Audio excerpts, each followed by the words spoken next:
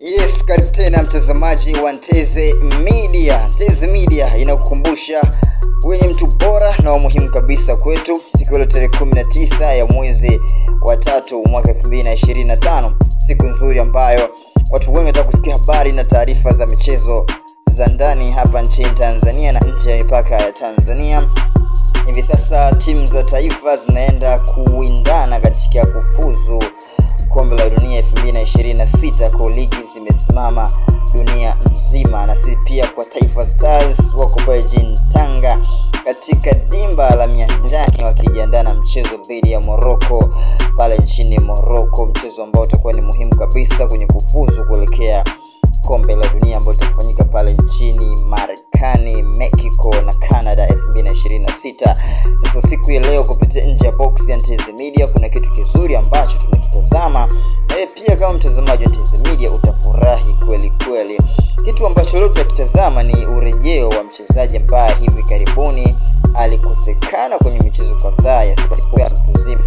Shema Alfondo ndo ni mchezaji ambaye aliumia tarehe 24 ya mwezi wa pili mwaka 2025 kwenye mchezo dhidi ya Azam FC pale kwenye dimba la Mkapa jijini Dar es Salaam, mchezo ambao ulimalizika kwa sare ya bao 2-2.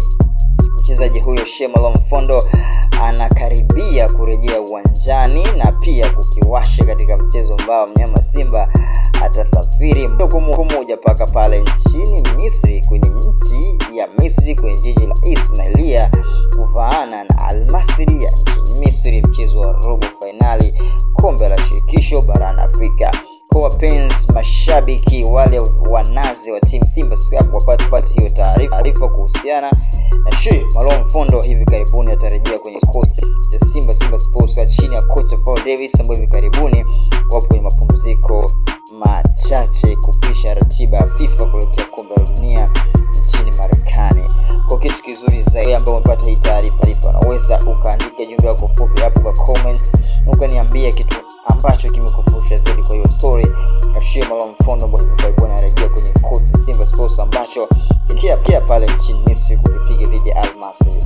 Umuhimu wake ukoje, na pia ataongeza nini kwenye hicho kikosi, na pia ana umuhimu gani kwenye hicho kikosi cha Simba Sports.